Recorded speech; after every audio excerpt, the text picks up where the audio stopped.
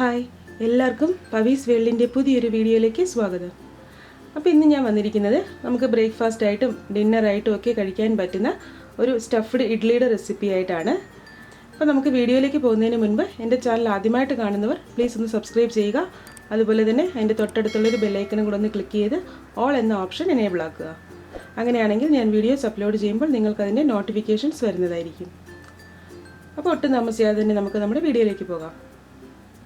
അപ്പോൾ നമ്മുടെ ഈ ഒരു സ്റ്റഫ്ഡ് ഇഡ്ഡലി തയ്യാറാക്കാനായിട്ട് ആദ്യം തന്നെ നമുക്ക് കുറച്ച് മസാല ഒന്ന് തയ്യാറാക്കിയെടുക്കണം. അതിനായിട്ട് ഞാനിവിടെ ഒരു പാൻ അടുപ്പിൽ വെച്ചിട്ടുണ്ട്.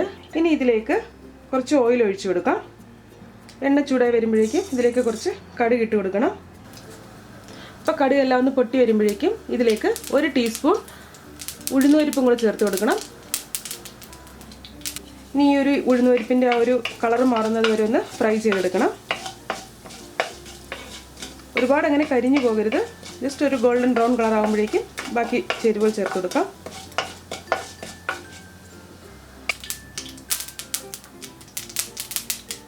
ഇനി ഇതിലേക്ക് ഞാനിവിടെ ഒരു മീഡിയം സൈസിലുള്ള സവാള വളരെ നൈസായിട്ടൊന്ന് അരിഞ്ഞെടുത്തിട്ടുണ്ട്. ഇത് നമുക്കിതിലേക്ക് ഇട്ട് കൊടുക്കാം.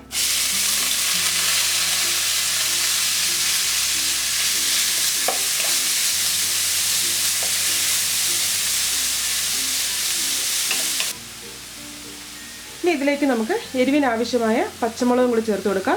ഞാനിപ്പോൾ ഇവിടെ ഒരു 2 പച്ചമുളക് ചേർത്ത് കൊടുക്കുന്നുണ്ട്.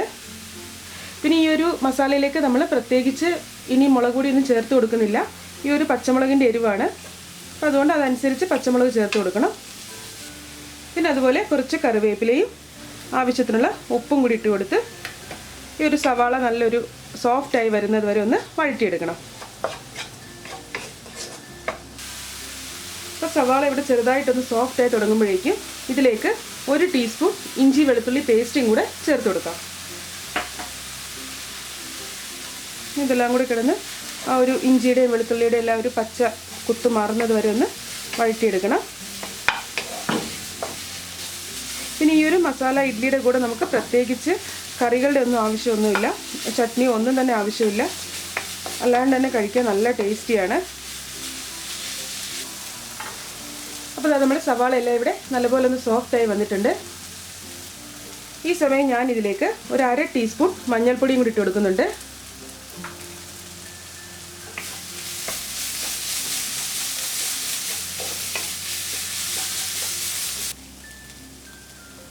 ഇനി ഇതിലേക്ക് ഒരു 3 ഉരുളക്കിഴങ്ങ് ഒന്ന് വേവിച്ചതിന് ശേഷം കൈകൊണ്ട് നന്നായിട്ടൊന്ന് പൊടിച്ചതാണിത്.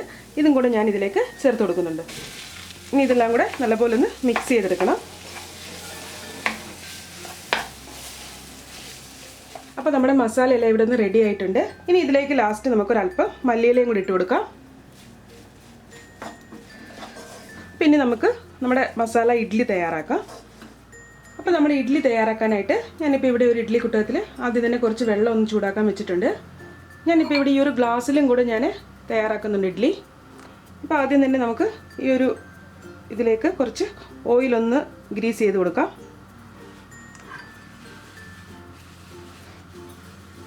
ഇനി ഇതിലേക്ക് നമുക്ക് ആദ്യം തന്നെ ഒരല്പം മാവ് ഇതിലേക്ക് ആദ്യം ഒഴിച്ചു കൊടുക്കണം. ഇനി നമ്മൾ നേരത്തെ തയ്യാറാക്കി വെച്ചിരിക്കുന്ന ഈ ഒരു മസാലയിൽ നിന്നും കുറച്ച് മസാല ഒന്നെടുത്ത് ഇങ്ങനെ ഒരു ബോൾ പോലെ ആക്കിയതിന് ശേഷം കൈ വെച്ച് ചെറുതായിട്ട് ഇങ്ങനെ ഒന്ന് പരത്തണം. അതിനുശേഷം ഇത് നമ്മുടെ ഈ ഒരു ഇഡ്ഡലിയിലേക്ക് വെച്ച് കൊടുക്കണം. ഇനി ഇതിൻ്റെ മുകളിലായിട്ട് കുറച്ചുകൂടി ദോശമാവ് നമുക്ക് ഒഴിച്ചു കൊടുക്കാം.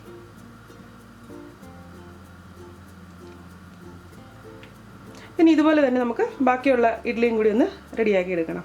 പിന്നെ ഈ ഒരു മസാല തയ്യാറാക്കുന്ന സമയത്ത് ഇതിലേക്ക് നമുക്ക് ക്യാരറ്റ് ഗ്രേറ്റ് ചെയ്തതോ അല്ലെങ്കിൽ ബീറ്റ്റൂട്ട് ഗ്രേറ്റ് ചെയ്തതോ ബീൻസോ ഒക്കെ നമുക്ക് ഇതിലേക്ക് ചേർത്ത് കൊടുക്കാം. ഞാനിപ്പോൾ ഇതിൻ്റെ ഒരു ബേസിക് ആയിട്ടുള്ള ഒരു റെസിപ്പിയാണ് ഞാൻ കാണിച്ചിരിക്കുന്നത്. കാരണം എല്ലാവരുടെ അടുത്തും എപ്പോഴും അവൈലബിൾ ആയിട്ടുള്ള സാധനങ്ങൾ വെച്ചിട്ട് വളരെ സിമ്പിളായിട്ട് എങ്ങനെ തയ്യാറാക്കാമെന്നാണ് കാണിച്ചിരിക്കുന്നത്. പിന്നെ വെജിറ്റബിൾസ് ഒക്കെ നിങ്ങളുടെ ഇഷ്ടത്തിന് നിങ്ങൾക്ക് ആഡ് ചെയ്ത് കൊടുക്കാം. പിന്നെ ഒരു കാര്യം മാത്രം ശ്രദ്ധിക്കുക, ഏത് വെജിറ്റബിൾസ് ആഡ് ചെയ്യുകയാണെങ്കിലും ഗ്രേറ്റ് ചെയ്ത് ചേർത്ത് കൊടുക്കുക. കാരണം സവാളയെല്ലാം നമ്മൾ വളരെ നൈസായിട്ടാണ് അരിഞ്ഞെടുത്തിരിക്കുന്നത്.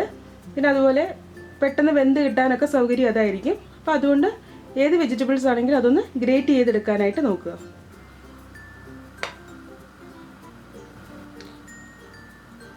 ഇനിയിപ്പോൾ ഇതുപോലെ തന്നെ നമുക്ക് ഈ ഒരു ഗ്ലാസ്സിൽ നമുക്ക് ഒന്ന് റെഡിയാക്കി എടുക്കാം. അതിനായിട്ട് നമുക്ക് ഈ ഒരു ഗ്ലാസിൻ്റെ ഈ ഒരു പകുതി വരെ നമുക്ക് മാവ് ഒഴിച്ചു കൊടുക്കണം. അതിനുശേഷം ഇങ്ങനെ ഇത് വേണം വെച്ച് കൊടുക്കാനായിട്ട്. ഇനി ഇതിൻ്റെ മുകളിലായിട്ട് നമുക്ക് ബാക്കി മാവും കൂടെ ഒഴിച്ചു കൊടുക്കണം. ഇതാ കണ്ടില്ലേ, നമ്മുടെ മസാല സ്റ്റഫ്ഡ് ഇഡ്ഡലി എല്ലാം ഇവിടെ ഞാനിവിടെ റെഡിയാക്കി വെച്ചിട്ടുണ്ട്. ഇനി നമുക്കിത് നമ്മുടെ സാധാ ഇഡ്ഡലിയൊക്കെ നമുക്ക് ആവിയിൽ വെച്ച് വേവിച്ചെടുക്കുന്ന പോലെ ഒന്ന് വേവിച്ചെടുക്കാം. പിന്നെ നമ്മുടെ ഇഡ്ഡലിയെല്ലാം ഒന്ന് വെന്ത് വരട്ടെ, അതുവരെ നമുക്കൊന്ന് വെയിറ്റ് ചെയ്യാം. അപ്പോൾ ഒരു 20 മിനിറ്റ് ആയിട്ടുണ്ട്. നമുക്കിതൊന്ന് തുറന്ന് നോക്കാം. അപ്പോൾ ഇതാ നമ്മുടെ മസാല സ്റ്റഫ്ഡ് ഇഡ്ഡലി ഇവിടെ റെഡി ആയിട്ടുണ്ട്. അപ്പോൾ ഇതാ കണ്ടില്ലേ, നല്ല സോഫ്റ്റ് ആയിട്ടുള്ള നമ്മുടെ മസാല ഇഡ്ഡലി ഇവിടെ റെഡി ആയിട്ടുണ്ട്. എല്ലാവരും ഒന്ന് തയ്യാറാക്കി നോക്കുക. വീഡിയോസ് ഇഷ്ടമാവുകയാണെങ്കിൽ ലൈക്ക് ചെയ്യാനും ഷെയർ ചെയ്യാനും കമൻറ്റ് ചെയ്യാനും അതുപോലെ തന്നെ ചാനൽ സബ്സ്ക്രൈബ് ചെയ്യാനും മറക്കരുത്. അടുത്ത നല്ല ഈസി ആയിട്ടുള്ള റെസിപ്പി ആയിട്ട് വരുന്നതിലേക്കും take care. Bye. Thank U.